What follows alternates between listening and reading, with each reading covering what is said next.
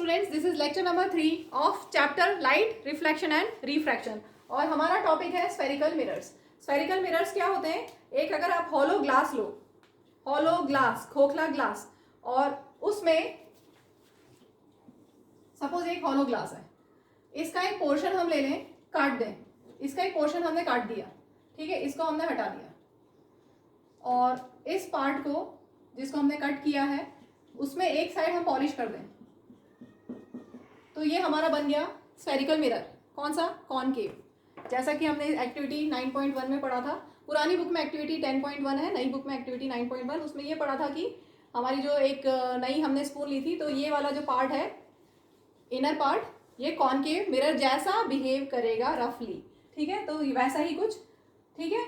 यहाँ ये reflecting surface हुआ और ये पॉलिश्ड सरफेस हुआ, ठीक है। तो हॉलो ग्लास, अगर खोखला ग्लास आप लेते हो, हॉलो ग्लास स्फीयर लेते हो और उसमें इस तरह से कट करके एक साइड पॉलिश कर दोगे, तो ये बन जाएगा कॉनकेव मिरर। और इसी में अगर आप ऐसे कट कर दो, ये वाला पार्ट आपने हटा दिया, ये इतना कट हो गया, और अगर आप इधर पॉलिश कर दोगे तो ये बन गया कॉन्वेक्स, ठीक है। जैसा कि ये वाला पार्ट कॉन्वेक्स जैसा बिहेव करेगा। ये रिफ्लेक्टिंग सरफेस अगर है तो कॉन्वेक्स जैसा होगा, और अगर ये रिफ्लेक्टिंग सरफेस है तो कॉनकेव जैसा होगा, ठीक है। तो ये क्लियर हो गया। स्फेरिकल मिरर्स दो टाइप के होते हैं, concave mirror and convex mirror. Spherical mirrors are part of spherical reflecting surfaces, समझ में आया होगा। और किससे बने हैं? They are made from hollow glass spheres. जब हॉलो ग्लास स्फीयर से किस तरह से बने हैं? कॉनकेव मिरर कैसे बनेगा? अगर रिफ्लेक्टिंग सरफेस कर्व्ड इनवर्ड होगा तो हम बोलेंगे कॉनकेव, और अगर रिफ्लेक्टिंग सरफेस कर्व्ड आउटवर्ड होगा तो हम बोलेंगे कॉन्वेक्स सरफेस। क्लियर? अब स्फेरिकल मिरर्स में कुछ इंपॉर्टेंट टर्म्स हैं, डेफिनेशंस हैं, जो हम बार बार यूज करेंगे, उनको आप देख लीजिए। सबसे पहले मैंने लिया है सेंटर ऑफ कर्वेचर। तो हम कॉनकेव मिरर और कॉन्वेक्स मिरर दोनों भी समझते जाते हैं।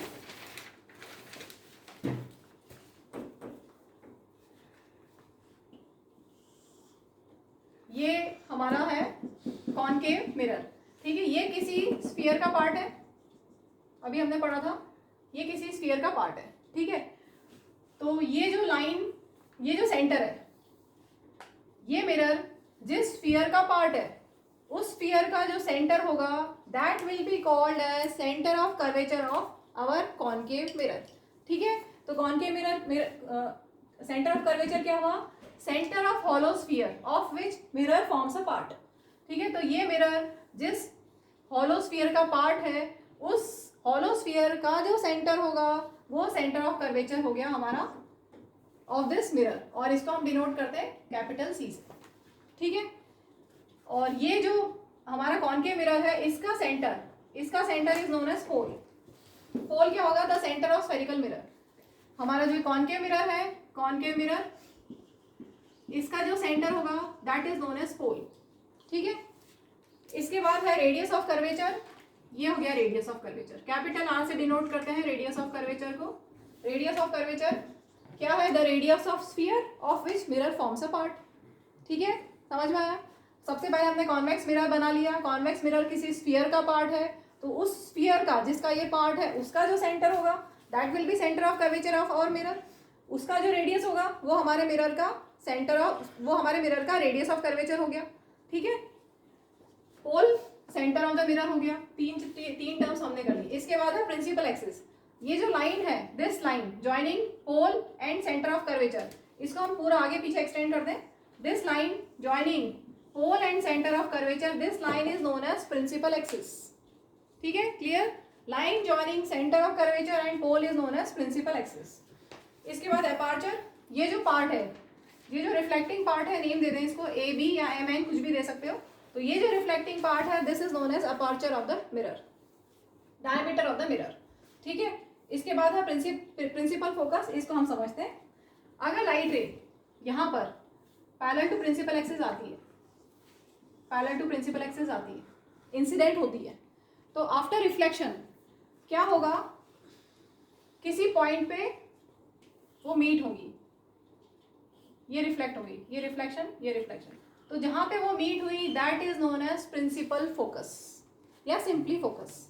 तो प्रिंसिपल फोकस क्या है? The point at which a narrow beam of light moving parallel to principal axis, ये लाइट रे पैरेलल टू ये प्रिंसिपल एक्सिस है, ठीक है। लाइट रे अगर पैरेलल टू प्रिंसिपल एक्सिस गई तो क्या होगा, मीट्स वाला लेते हैं, मीट्स आफ्टर रिफ्लेक्शन, तो वो पॉइंट हो गया प्रिंसिपल फोकस। अब यही टर्म्स हम समझते हैं कॉन्वेक्स मिरर में।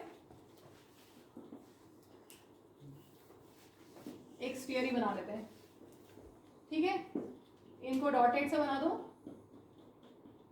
हमारा ये पार्ट है, ये कॉन्वेक्स मिरर, किसी स्फीयर का पार्ट है, वो ये स्फीयर है, ठीक है। ये हमारा पॉलिश सरफेस, इधर रिफ्लेक्टिंग सरफेस, तो ये कैसा है, कॉन्वेक्स मिरर, ठीक है।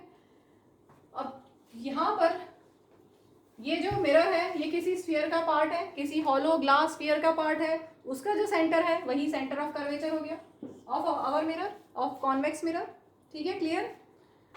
इसका जो सेंटर है, इस मिरर का जो सेंटर है that is pole, capital P से डिनोट करते हैं। इनके बीच का distance this is radius of curvature, clear, radius of curvature clear. और इन दोनों का मिड पॉइंट, पोल और सेंटर ऑफ कर्वेचर का मिड पॉइंट होता है फोकस, पोल और सेंटर ऑफ कर्वेचर का मिड पॉइंट होता है फोकस। डेफिनेशन में अगर आप देखोगे तो point at which a narrow, यहाँ पे मैं बताती हूँ, लाइट रे अगर ऐसे इंसिडेंट हो पैरेलल टू प्रिंसिपल एक्सिस, ये हमारी प्रिंसिपल एक्सिस, उसके पैरेलल अगर लाइट रेज हम इंसिडेंट कराएं पैरेलल टू प्रिंसिपल एक्सिस, तो क्या होगा, लाइट रेज इसमें डाइवर्ज होंगी।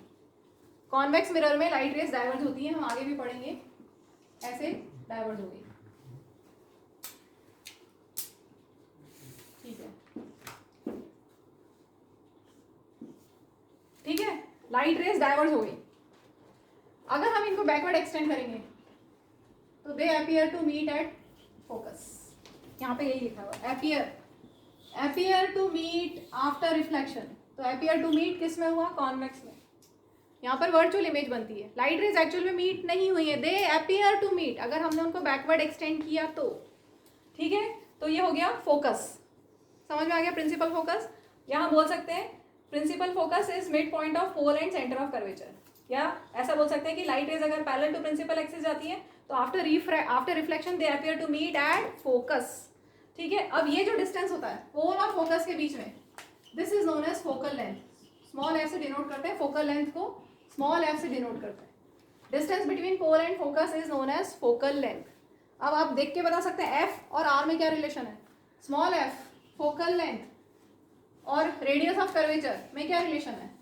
अगर r/2 कर दें तो f आ जाएगा, ठीक है, r/2, ये r यहाँ से यहाँ तक का डिस्टेंस r, इसका हाफ कर दें तो f आ जाएगा, तो f इक्वल टू r/2 या r इक्वल टू 2f। ये है relation between radius of curvature and focal length. एक चीज और ध्यान देंगे, कॉनकेव मिरर लाइट रेज को कन्वर्ज करता है, so this is known as converging mirror.